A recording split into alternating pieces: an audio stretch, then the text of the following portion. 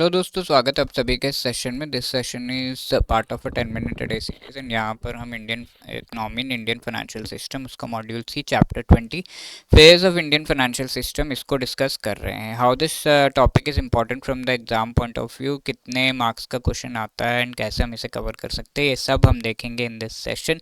JIB exam के अच्छे तरीके से अगर आपको प्रिपरेशन करनी है, you should have a fair idea of the previous year questions, most important topics and MCQs. इसका बढ़िया पीडीएफ डॉक्यूमेंट हमने बनाया है which you can download by clicking the link given in the description. Okay, तो let us discuss this phases of development of Indian financial system. तो सबसे पहला phase था 1947 से पहले, ठीक है, तो ब्रिटिशर्स का टाइम। तब सबसे पहला बैंक जो एस्टैब्लिश किया गया था that was bank of Hindustan 1770। First insurance company India में नेशनल इंश्योरेंस कंपनी 1906 में ब्रिटिशर्स के आने के बाद आई थी, ठीक है। तो these were the first phase and first phase को और डिटेल में हम डिस्कस करेंगे, बट ये ऐसा फेज था जब ब्रिटिशर्स इंडिया में थे। अब 1947 के बाद 1991 तक हमारा सेकेंड फेज था। 91 तक इंपॉर्टेंट स्टेप्स लिए गए इन द इंडियन इकोनॉमी, जिसके बेसिस पर वी कैन से कि मेजर चेंजेस हमारे इकोनॉमी में आए। अब 1991 why it is an important year because इस टाइम पर इकोनॉमिक रिफॉर्म्स इंडिया में लाए गए थे एंड इन रिफॉर्म्स को इम्प्लीमेंट करने का पूरा काम हमने इंडिया में किया प्रॉपरली, ठीक है। तो इस टाइम पे क्या हुआ, 1991 में इकोनॉमिक क्राइसिस आया था इंडिया में। तो after that we went to IMF. हमारे पास डॉलर्स बहुत कम थे, we have discuss these things पहले भी। तो डॉलर्स बहुत कम थे, 1991 में इकोनॉमिक क्राइसिस आया एंड इसके बाद we went to IMF and वहाँ पर हमने डिस्कशंस किए कि कैसे हम इस क्राइसिस से निकल सकते हैं। तो यहाँ एक मेजर चीज़ जो देखी गई थी कि आईएमएफ ने हमें सजेस्ट किया कि एलपीजी रिफॉर्म्स लेकर आओ, लिबरलाइजेशन, प्राइवेटाइजेशन एंड ग्लोबलाइजेशन। तो एलपीजी रिफॉर्म्स में से एल इज की लिबरल, हम ज़्यादा से ज़्यादा टैक्सेस वगैरह कम करने से रिलेटेड चीज़ें करें, प्राइवेट सेक्टर को अलाउ करें एंड ग्लोबल यानी कि बाकी कंट्रीज़ के साथ ट्रेड रिलेशनशिप्स और बेटर किए। तो इस चीज़ में हमने बैंक को नेशनलाइज करना शुरू किया, यानी काफ़ी सारे प्राइवेट सेक्टर बैंक्स है जो सही से फंक्शन नहीं कर पा रहे थे, तो they should be made public sector. तो नेशनलाइज किया, काफ़ी सारे बैंक रिफॉर्म्स लेकर आए, development financial institutions. Bank generally long term loan infrastructure के लिए नहीं देते, तो डेवलपमेंट फाइनेंशियल इंस्टीट्यूशंस को लाकर ये इंफ्रास्ट्रक्चर रिलेटेड लोन्स को प्रोवाइड करने का काम भी यहाँ पर किया जा रहा है, लॉन्ग टर्म लोन्स को प्रोवाइड करने का। अब 1991 टू 2010 के बीच थर्ड फेज था, कैसे हमने उसके बाद एलपीजी रिफॉर्म्स वगैरह इंप्लीमेंट करके डेवलपमेंट लेकर आए। अब नरसिम्हन कमेटी ने कई सारे रिकमेंडेशंस किए थे इस टाइम पे।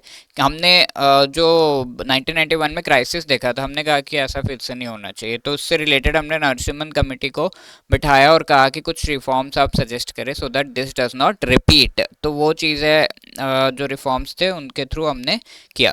अब फोर्थ फेज था ग्लोबल फाइनेंशियल क्राइसिस, यानी कि इस टाइम पे 2010 के बाद पूरे दुनिया में ट्विन टावर वाला इवेंट हुआ था एंड पूरे दुनिया में बहुत सारे ऐसे इश्यूज चल रहे थे, स्पेसिफिकली यूएसए में, जहाँ पर बहुत सारे बैंक्स ने हाई लेवरेज पे बहुत सारे bank guarantees, loans and all they रखे थे, जिन पर बहुत लॉस हो गया था। अब ये लॉस होने की वजह से वो एक नेगेटिव इम्पैक्ट क्रिएट हुआ एंड उसका इफेक्ट काफ़ी कंट्रीज़ को देखना पड़ा। बहुत सारे बैंक्स फेल हो गए, बहुत सारे फाइनेंशियल इंस्टीट्यूशंस।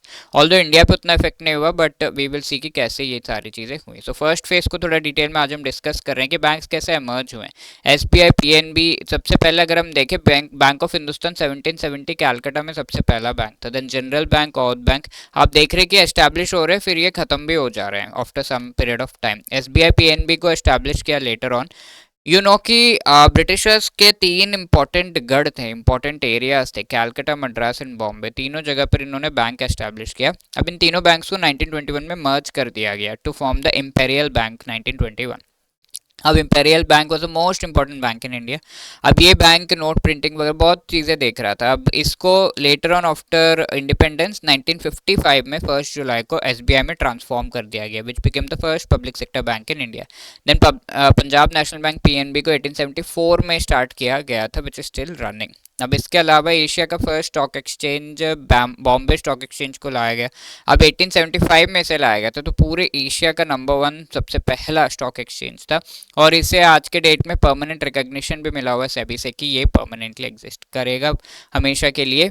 और it is a very proper valid stock exchange. जब आरबीआई को लाया गया लेटर ऑन कि बहुत ज़्यादा बैंक में इश्यूज आ रहे हैं, खुल रहे बंद हो रहे, तो वी शुड टेक केयर। तो आरबीआई को लाया गया by the recommendation of the Hilton young committee in 90 commission इन 1935। 1934 में आरबीआई एक्ट आता है एंड 1935 में आरबीआई को एस्टैब्लिश कर दिया जाता है as a private entity. Central bank है फिर भी प्राइवेट एंटिटी था at that time. Later on 1949 में ये नेशनलाइज होता है with the 1948 act. FERA act को लाया गया 1973 में कि फॉरेन एक्सचेंज को मैनेज करेंगे, but FERA act was very draconian in the sense कि आप एक मच्छर को मारने के लिए अगर AK-47 का यूज़ कर रहे हो, so that is a wrong thing to do, isn't it. तो यहाँ पर छोटे छोटे जो चीज़ें उसमें बहुत high penalties and jail terms वगैरह थे, तो इसको लेटर ऑन हमने चेंज किया into FEMA act, foreign exchange management act in 1999, that will discuss later on. तो this was the first phase. यहाँ पर आपके लिए क्वेश्चन है, जून 2024 में पूछा हुआ क्वेश्चन है, यू कैन जस्ट आंसर जो भी आपको ऑप्शन यहाँ पे सही लग रहे हैं। नाउ ये क्वेश्चन हमने पिछले सेशन में देखा था, which of this is not a regulatory body, तो the answer is RERA, RERA।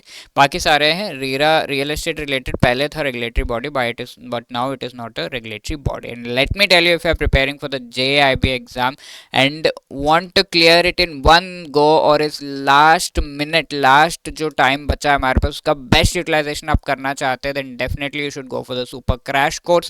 IND IFS PPP AFM RBWM चारों components से related बहुत ही बढ़िया तरीके से just in the 12 days time period, you just give us 12 days and आराम से आपका एग्ज़ाम का preparation with respect to this चारों कंपोनेंट्स वो होगा, राइट। तो we are just asking 12 days, 5 hours each day, yes, 2.5 hours morning में office जाने से पहले, 2.5 आवर्स इवनिंग में ऑफिस से आने के बाद, बैंक से आने के बाद। इतना टाइम अगर आप देंगे तो मोस्ट इंपॉर्टेंट टॉपिक्स ये चारों कंपोनेंट्स के हम आपको कवर कराएंगे through live classes. Each and every chapter के शॉर्ट नोट्स भी है ताकि आप लास्ट मिनट में रिवाइज कर सकें, and chapter wise MCQs full length mock test भी यहाँ पर अवेलेबल है ताकि आप आराम से प्रिपेयर कर सकते हो। तो JIB 80 is the code which you can use to actually get 80% discount on this course also. इसका लिंक आपको डिस्क्रिप्शन में मिल जाएगा, वहाँ से आप इसे ज्वाइन कर सकते हैं। Wishing you all the best. This is our number, if you have any queries hello@edutap.co.in पर हमें मेल भी कर सकते हैं। Thank you so